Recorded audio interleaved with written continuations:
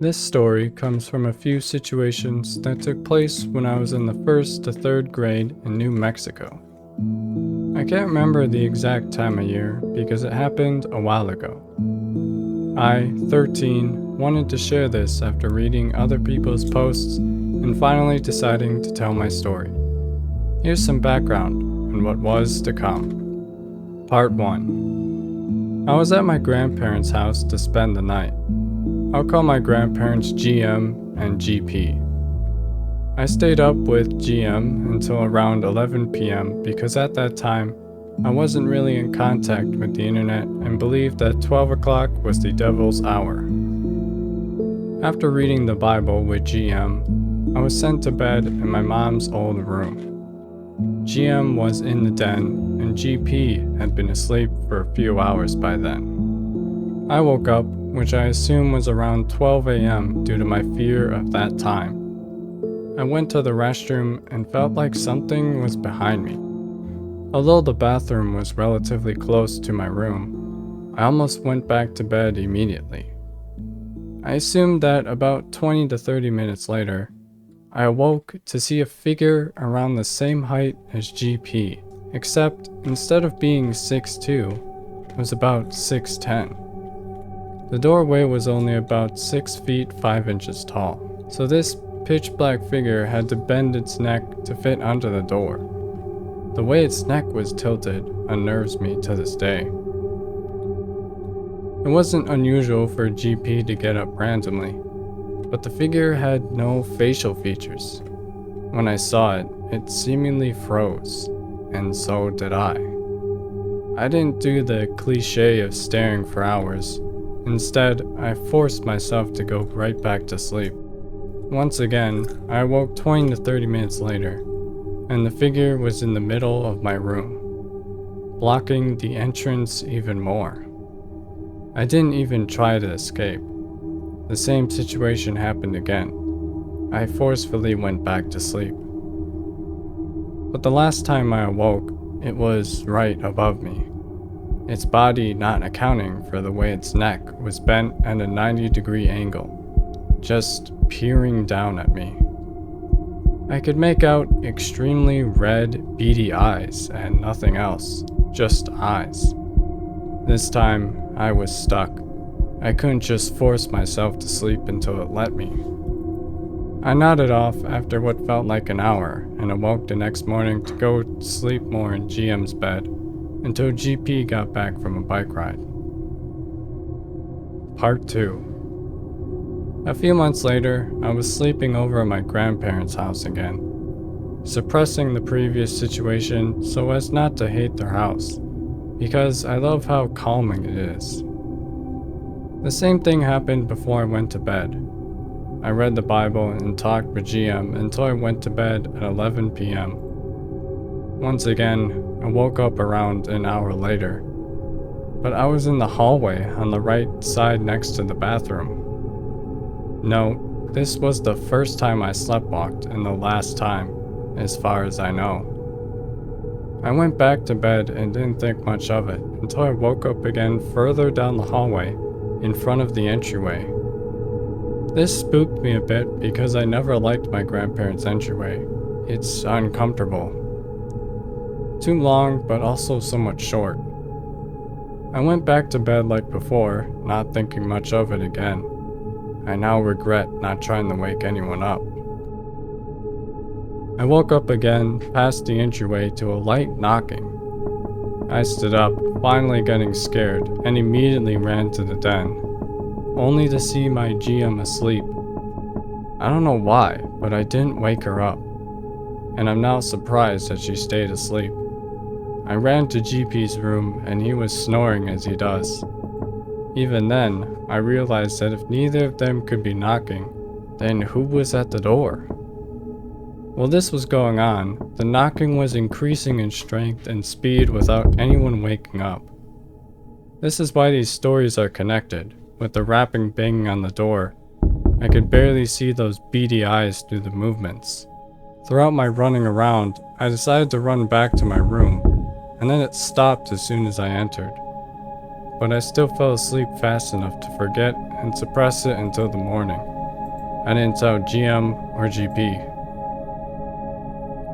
Context. A few years later, I asked GM early in the day if she had ever encountered something paranormal. This was after I was exposed to the internet, but before I came across some things on there. She described something that related to what happened to me, a large, dark figure. But she described it as a trickster, an entity that hid things from her and messed with her. I still didn't tell her what I came across, and I don't know if I should tell GM or GP. If anyone knows about this ordeal or what GM and I should do, if you live in New Mexico, tell me if you know anything.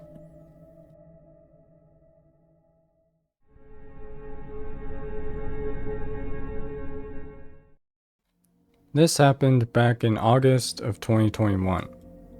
I was hanging out with my now ex-best friend, and we were outside my house, enjoying the fresh air since the inside of my home was very humid all day and night.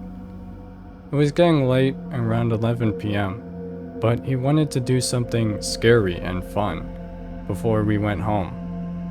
He suggested we walk around the forest near my house. For context, I lived near a forest, and I used to joke that it was haunted at night, so we did. We used our phones as flashlights and aimed to do one whole lap around the forest. The path would lead back to my home and usually took roughly 10 minutes per lap. He dared me to walk in first, and not wanting to chicken out, I acted casual and went in first, with him following right behind me. As we walked in, we had to take a left to continue down the path after a few steps. I could hear movement all around me, but ignored it. My friend asked what it was, but I figured he was just trying to scare me. I continued down the path, and he followed closely, not wanting to be alone. I wasn't paying much attention to what was ahead, focusing on not tripping on any rocks. When I looked up, I saw something crouched behind a bush at the turn. I stopped, and so did he. I asked if he saw what I saw. He did, and we didn't know whether to approach it, stay still, or run back. What I saw was a crouched humanoid figure, maybe 7 to 8 feet tall, with dirty beige skin. Its arms were as skinny as branches and ended in pointy nubs instead of hands. It didn't move at all, so, stupidly, I cautiously walked over to it, both of us keeping our lights on it. Its head was facing down, and I couldn't hear any noises from it. When I said, "Hello?" its head jerked up at me, and we both ran as fast as we could. It had very small eyes, black and slim like a coin, and there were holes all over its face. Its mouth looked like it was sewn up, but someone had tried to rip it off. We took off running, with my friend far ahead of me. I seriously thought I was going to die. We made it out through the entrance, and it wasn't behind me anymore, but we kept running back to my house. We collapsed in my front yard, scared to death. We almost didn't believe what had just happened. We still had our phones, so we went on Snapchat and recorded videos at the forest entrance, trying to see if we could spot that thing again. We didn't, of course, not yet. Unfortunately, that wasn't the end. There's an old community center in front of my home that has been there for over 10 years. I saw something almost fly over to the center and alerted my friend, who saw it too. One of the lights on the side of the center was broken and flickering all night. We saw whatever had flown over to the center peek its head around the corner. We took a few photos of it, but I no longer have those since I deleted them off my Snapchat when I wanted a new start because of weight loss, but that's unrelated. As my friend suggested he should go home, we saw a man walking alone with no light around him, entering the forest. He just appeared out of nowhere, which made us both more unsettled. My friend claimed the man was holding something long and sharp. A few minutes later, after my friend had left, I heard a female voice screaming from inside the woods. I bolted inside my home, said goodnight to my family, and locked myself in my room for the night. We never saw the man again and never went into those woods at night since. I have also never seen that thing since that night and hope I never do. I am now 18 and still live in the same house, near those same woods. During the day, nothing strange happens there, and it's always such a beautiful place to be. But I now know to stay out of there at night. I still hear noises from inside the woods, but never venture in.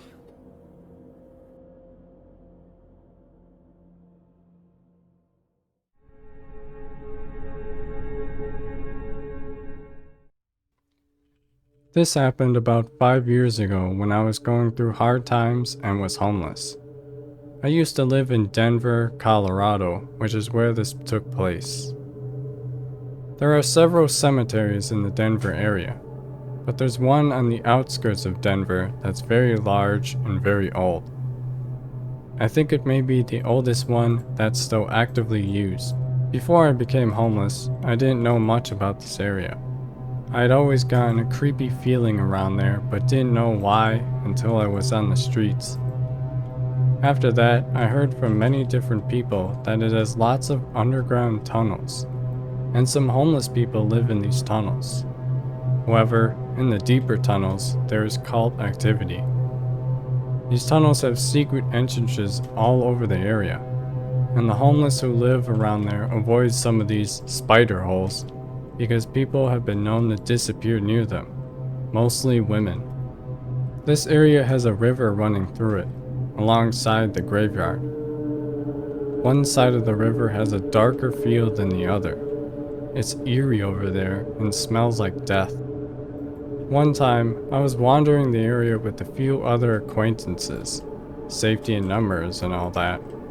We had nowhere to go, so we decided to hang out in the abandoned part of the graveyard, the older side. It had just gotten dark and it was windy. It was also fall, so it was cold. We were huddled up against gravestones to block the wind. One of the people I was with knew the area better than me and warned me to be very vigilant. I figured this was so we didn't attract the attention of security, police, or fellow homeless people. But I later found out why he was so anxious about the area. It was probably around 10 p.m. We had all been sitting in silence, trying to stay warm and hoping the night would pass quickly, when I heard my acquaintances, let's call him Jay, whisper, "Hey, heads up, keep quiet."